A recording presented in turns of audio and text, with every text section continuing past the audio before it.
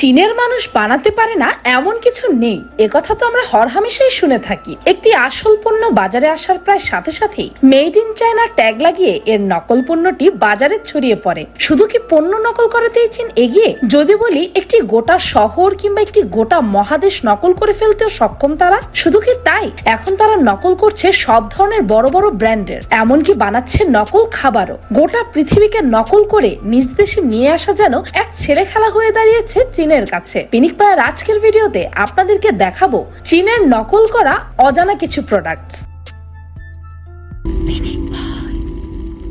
Number 1, নকল শূকর। এই ভিডিওটি দেখে নিশ্চয়ই বুঝতে পারছেন না কি হচ্ছে। আসলে চীনে কালো শূকরের দাম বেশি চওড়া হয়। কিছু অসাধু ব্যবসায়ী শূকরের গায়ে পার্মানেন্ট কালো রং দিয়ে সেগুলোকে কালো শূকর বলে বিক্রি করছে। এমনকি শূকরের মাংস কেটে ওগুলোতেও কালো রং করা হচ্ছে। আর এই রং দেখে বোঝার কোনো উপায় নেই যে এই মাংসের রং করা, কারণ এই রং আপনি যতই পানি দিয়ে ধোন না কেন এই রং উঠবে না। শুধুই কি তাই, 2011 সালে সর্বপ্রথম সকলের নজর কাড়ে যখন একজন মহিলা দেখতে পান যে তার রেখে যাওয়া খাবারের অবশিষ্ট অংশ অন্ধকারে জ্বলজ্বল করছে। পরে জানা যায় যে এই মাংসের উপাদানগুলোর মধ্যে মূল একটি উপাদান ছিল ফসফোরেসেন্ট ব্যাকটেরিয়া, যে ব্যাকটেরিয়া ব্যবহার করে এই মাংসগুলো প্রস্তুত করা হয়েছে। আর এই ব্যাকটেরিয়া মানুষের শরীরের জন্য মারাত্মক ক্ষতিকর।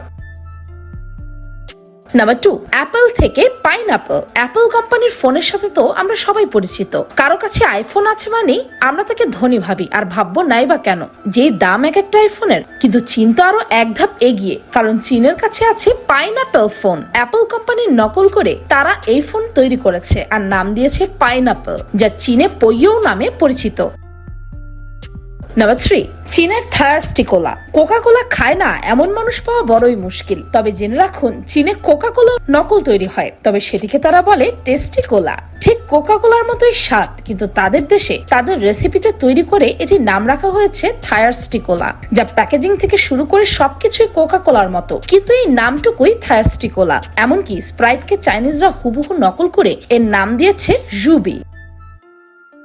নাম্বার 4, নকল খেজুর। খেজুরের উপকারিতা অনেক, বাজারে সহজে পাওয়াও যায়। বিশেষ করে রমজানের সময় তো খেজুরের চাহিদাও দ্বিগুণ হয়, কারণ খেজুর খেয়ে রোজা ভাঙে মানুষ। তাই তো চীনে চাষ করা হয় নকল খেজুর। খেজুরের মতোই দেখতে চাইনিজ জুজুবি ফল বিক্রি হচ্ছে বহু বাজারে। জুজুবি ফল বিক্রি করে বলা হচ্ছে আসল খেজুর। কিভাবে চিনবেন এই নকল খেজুর? জুজুবি কাঁচা অবস্থায় ছোট আপেলের মতো দেখতে হয়, আর পাকার পরে খেজুরের মতো দেখতে হয়ে যায়। বাজারে আসল খেজুর চিনতে হলে তার ত্বক দেখে কিনুন। সতেজ ও তাজা খেজুরের চামড়া সাধারণত কুচকানো হবে। আসল খেজুরের মিষ্টি কখনোই অতিরিক্ত হবে না, তা হয় সহনশীল। কিন্তু নকল খেজুরের ক্ষেত্রে হবে এর পুরো বিপরীত।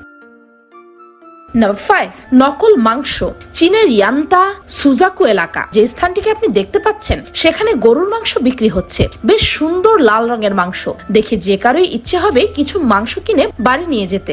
আপনিও হয়তো কিনে নিয়ে গেলেন কিছুটা মাংস আর বুঝতেও পারলেন না আপনি নকল মাংস কিনেছেন। এই ভিডিওটি ভালো করে দেখুন।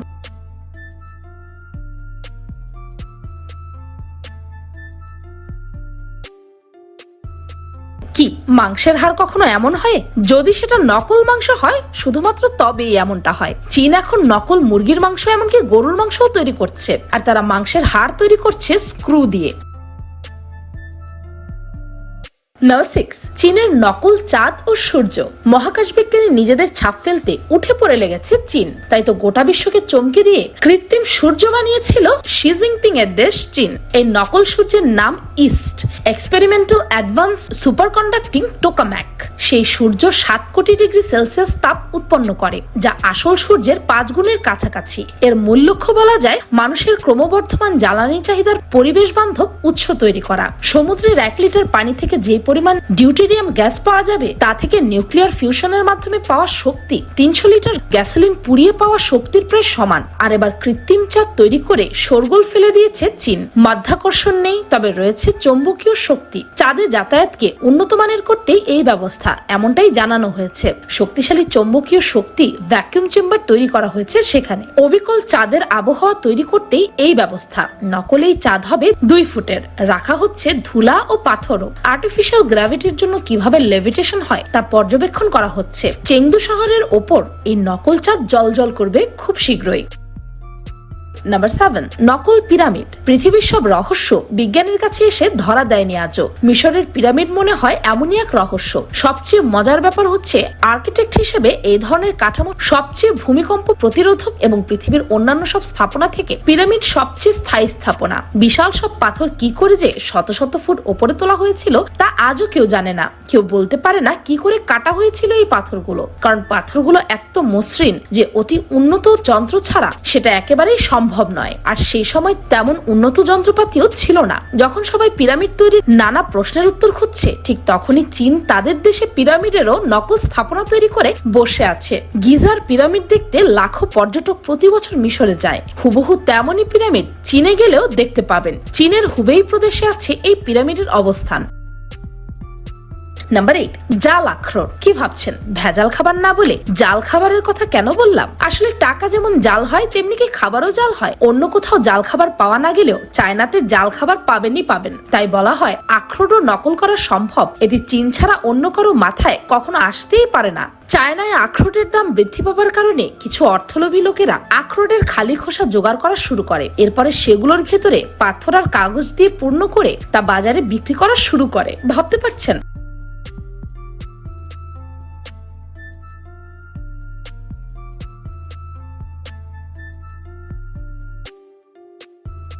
নাম্বার 9, চীনের আইফেল টাওয়ার। ভালোবাসার শহর প্যারিসের কথা শুনলেই সবার প্রথমে মাথায় আসে আইফেল টাওয়ারের কথা। 300 মিটার উচ্চতার আসল আইফেল টাওয়ারকে ছোট করে চীন নিয়ে এসেছে মাত্র 108 মিটারে। শুধু এই আইফেল টাওয়ারই নয়, প্যারিসের থিয়েটার ও ক্যাফের জন্য বিখ্যাত শামস ইলসেস সড়কের অবিকল এক সড়ক তৈরি করে নাম দিয়েছে জিয়াংজে সড়ক। এ সবকিছুই আপনি পাবেন চীনের জেজিয়াং শহরে। এই শহরটাতে গেলে আপনার মনে হবে এ যেন ছোট্ট এক প্যারিসে চলে এসেছেন। এই শহরটি মূলত চাষাবাদের জন্য ব্যবহার করা হয়। 2007 সালে শুরু করা এই প্যারিস প্রকল্পটি বর্তমানে টুরিস্টদের মূল আকর্ষণ হয়ে উঠেছে। বিয়ে করার পর দম্পতিরা সোজা এই শহরে চলে আসেন ছবি তোলার জন্য। আর আসবে নাই বা কেন? কম খরচে যদি প্যারিসের ফিল নেওয়া যায় তাহলে তো মন্দ হয় না, কি বলেন? নাম্বার 10, প্যানপিয়াও শ্যাম্পু। চীনে তৈরি হচ্ছে প্যানপিয়াও শ্যাম্পু। এখন নিশ্চয়ই আপনি ভাবছেন হতেই পারে, সমস্যা কি? হয়তো নতুন কোনো শ্যাম্পুর ব্র্যান্ড তৈরি করেছে চীন? না, এটা ভাবলে ভুল ভাবছেন। চীন আসলে হুবহু হেড এন্ড শোল্ডার শ্যাম্পুকে নকল করে তৈরি করেছে এই প্যানপিয়াও শ্যাম্পু। এখানে শ্যাম্পু শুধু নাম ভিন্ন না, প্যাকেজিং থেকে শুরু করে সবকিছুই হেড এন্ড শোল্ডার শ্যাম্পুর নকল। নাম্বার 11, নকল কেএফসি। বিশ্ববিখ্যাত চেইন শপ কেএফসি কে সবাই এক নামে চেনে তাদের অসাধারণ ও সুস্বাদু ফ্রাইড চিকেনের জন্য। কেএফসি ফ্রাইড চিকেন মুরগি প্রেমীদের জন্য একটি ভালোবাসার খাবার। আর এই কেএফসির ব্র্যান্ড যদি চীনেও হয় তাহলে বুঝতে হবে ডাল মে কুছ কালা হ্যায়। চীনে আছে ডিকেসি। অনেকে হয়তো বুঝতে পারছেন না এই ডিকেসি আবার কি। এটি হচ্ছে হাঁসের মাংস ফ্রাই। চীনের মানুষজন নাকি মুরগির চেয়ে হাঁসের মাংস বেশি পছন্দ করে, তাই তারা বানিয়ে নিয়েছে নিজেদের ডিকেসি। নাম্বার 12, অ্যাডিডাস আর নাইকির মিশ্রণ। এত কিছু চীন নকল করে ফেলেছে আর অ্যাডিডাস আর নাইকি ব্র্যান্ডের নকল করবে না, তাই কি হয়? তাই তো এবার তারা অ্যাডিডাস ও নাইকি ব্র্যান্ডেরও নকল করে ফেলেছে। তবে মজার ব্যাপার হচ্ছে এই দুই ব্র্যান্ডের মিশ্রণে তৈরি করেছে তারা একটি ব্র্যান্ড। মানে আপনি একটি শার্টে এই দুই ব্র্যান্ডের লোগো পাবেন। আর এই ব্র্যান্ডটিকে তারা নাম দিয়েছে আডিগৌসি। নাম্বার 13, পিৎজা হু। ভোজন রসিকদের কাছে জিভে জল আনা খাবারের তালিকায় শীর্ষে আছে পিৎজা। 6 ইঞ্চি বলুন আর 12 ইঞ্চি, খেতে গেলে পুরোটাই সাবার করা কয়েক মিনিটের ব্যাপার মাত্র। টপিংস এর ধরন অনুযায়ী আছে নানান রকম, নানান প্রকারের সবজি, মাংস আর গলে যাওয়া চিজ দেখে যিনি আকর্ষিত হন না তার জন্য সকলের সমবেদনা ছাড়া আর কি বা থাকতে পারে। আর এই পিৎজা প্রেমীদের পছন্দের তালিকায় প্রথমেই আছে পিৎজা হাট, কিন্তু চীনে গেলে সেটা হয়ে যায় পিৎজা হু। চাইনিজরা তাদের নিজস্ব রেসিপিতে এই পিৎজা তৈরি করে বলে পিৎজা হাটকে বানিয়ে নিয়েছে পিৎজা হু। কি অদ্ভুত, তাই না? Number 14, city of fake bridge. চীনের অন্যতম এক বাণিজ্যিক অঞ্চল হচ্ছে সুজু, যেটি ইয়াংসি নদীর পাশে অবস্থিত। এই শহরের যোগাযোগ মাধ্যমকে আরো গতিশীল করতে চীন সরকার এখানে প্রায় 56টির মতো ছোট বড় ব্রিজ তৈরি করেছে, যেগুলো পৃথিবীর বিখ্যাত সকল ব্রিজের সাথে অনেকটাই মিলে যায়। এখানে রয়েছে সিডনি ব্রিজ, এছাড়াও রয়েছে ইটালির ভেনিস শহরের মতো হুবহু ওয়াটার টাউন। যদিও চীন দেশের ঐতিহ্য ছেড়ে বিখ্যাত এই সকল ব্রিজ নির্মাণে চীনা সরকারের অনেক সমালোচনা সইতে হয়েছে তাদের নাগরিকদের থেকে, কিন্তু তাদের সরকার কোনো কথাকেই তোয়াক্কা না করে সেখানে এই ব্রিজগুলোকে স্থাপন করে। Number 15, Thames town. ইংল্যান্ডের বিখ্যাত এক শহর হচ্ছে থেমস টাউন, যার অনেকটাই রেপ্লিকা করে চীনের সংজান শহর তৈরি করা হয়েছে। লন্ডনের বিভিন্ন ঐতিহ্যবাহী স্থাপনা, ভবন, তাছাড়াও আরো অন্যান্য জিনিসের সমন্বয়ে তৈরি করা হয়েছে চীনের এই শহরকে। এমনকি এখানকার নিরাপত্তা বাহিনীরা লন্ডন শহরের নিরাপত্তা বাহিনীর পোশাকের মতো একই রকমের পোশাক পরে তাদের দায়িত্ব পালন করে। তবে এখানকার বাড়িগুলো অত্যাধিক ব্যয়বহুল হওয়ায় এখানে খুবই অল্প সংখ্যক মানুষ বসবাস করে।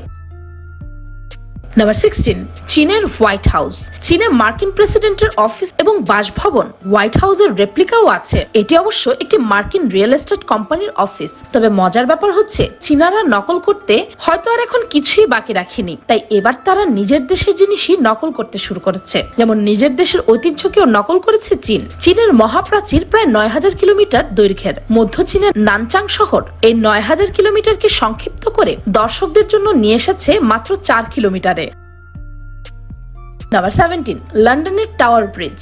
লন্ডনের টেমস নদীর ওপর 213 ফুট উচ্চতার টাওয়ার ব্রিজের কথা তো অনেকেই জানেন। 1886 খ্রিস্টাব্দ থেকে 1894 খ্রিস্টাব্দ পর্যন্ত কাজ করে এটি সবার জন্য উন্মুক্ত করে দেওয়া হয়। কেমন হবে যদি পাশাপাশি দুইটি টাওয়ার ব্রিজ দাঁড় করানো যায়? অবিকল দুটি টাওয়ার ব্রিজ পাশাপাশি দেখে প্রথমে অবাক হয়ে গেলেও নকলটি কিন্তু কাজের বেলায় মোটেও আসলটির ধারে কাছে নয়। চীনের সুজৌ নদীর ওপর দিয়ে 131 ফুট উচ্চতার 4টি স্তম্ভ নিয়ে দাঁড়িয়ে আছে চীনের এই টাওয়ার ব্রিজ। লন্ডনের টাওয়ার ব্রিজের মতো জাহাজ চলাচলের ব্যবস্থা না থাকলেও 2017 সালে উন্মুক্ত হওয়া এই ব্রিজটি এখন দর্শকদের আকর্ষণের একটি কেন্দ্রবিন্দু। Number 18, little Italy. চীনকে আপনি বলতে পারেন ছোটখাটো একটা ইটালি। কেন বললাম এই কথা? কারণ চীনের এক শহরের প্রায় 50 একর জায়গা জুড়ে বিভিন্ন শপিং মল এবং স্থাপনার ব্যবস্থা করা হয়েছে, যাকে বর্তমানে সবাই ফ্লোরেন্টিয়া ভিলেজ নামে চিনে থাকে। তবে মজার বিষয় হচ্ছে ওই স্থানের সকল কিছু প্রায় ইটালির বিভিন্ন স্থাপনার অনুরূপ। আর এটি দেখতে বর্তমানে প্রতিদিন 10 থেকে 25,000 পর্যটক এই স্থান ভ্রমণের উদ্দেশ্যে আসে, যাদের অধিকাংশই আবার চীনা নাগরিক। নাম্বার 19, জাল বান।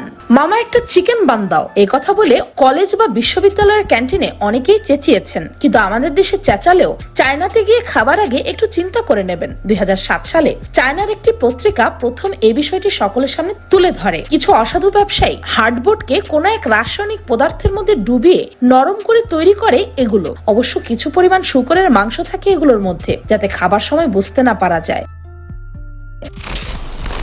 চীন আসলে বিখ্যাত সব ব্র্যান্ডের প্রোডাক্টকে কপি করে নাম আর লোগোটা একটু অদল বদল করে নকল পণ্য তৈরি করে। এক্ষেত্রে উচ্চারণটা তারা কাছাকাছি রাখার চেষ্টা করে। এছাড়াও অন্য দেশের বিভিন্ন স্থাপনা নকল করে দেশটি ক্রমেই রেপ্লিকার শহরে পরিণত হয়েছে। তবে এ নিয়ে কোনো প্রকার মাথা ব্যথা নেই চীনের। তাদের মধ্যে অনেকেই আছে যাদের অর্থ ব্যয় করে দেশে দেশে ঘুরে এ সকল নিদর্শন দেখা সম্ভব নয়। মূলত তাদের কথা চিন্তা করেই নাকি চীনে বিভিন্ন দেশের ঐতিহাসিক নিদর্শনগুলো তৈরি করা হয়েছে। তাই পর্যটকরা দেশে দেশে না ঘুরে একটি দেশেই দেখতে পাবে সবকিছু, আর সেই দেশটি হচ্ছে চীন। তবে চীনের এ সকল কপিক্যাট নিদর্শন তৈরি করে নিজেদের পর্যটক খাতকে উন্নত করায় অনেক দেশ আবার নেতিবাচক মন্তব্যও করেছে। তাই চীনের উচিত অন্যের দেশের সভ্যতা, নিদর্শন ও স্থাপনা নকল না করে নিজেদের মাথা খাটিয়ে নতুন কিছু স্থাপন করা। ভিডিওটি ভালো লাগলে আপনার ফ্রেন্ডস এন্ড ফ্যামিলির সাথে শেয়ার করে তাদেরকেও চমকে দিতে পারেন। আর পেনিকপা চ্যানেলকে সাবস্ক্রাইব করে বেল আইকনে অল নোটিফিকেশন অন করতে ভুলবেন না জানো। আমি ফাল্গুনি, আজকের মতো পর্যন্তই। দেখা হচ্ছে পরের ভিডিওতে।